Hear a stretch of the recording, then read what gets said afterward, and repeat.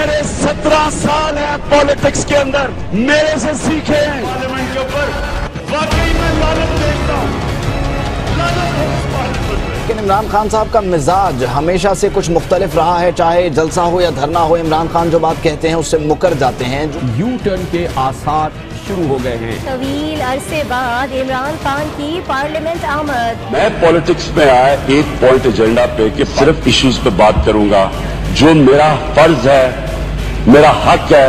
Parliament के ऊपर वाकई में लानत देखता हूं, लानत है इस पार्लियामेंट में।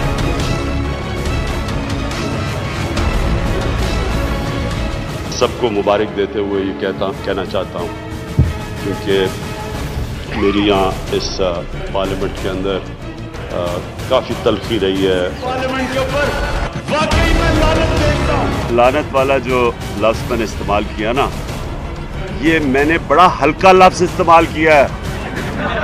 ये आप शुक्र करें मैंने यही किया है।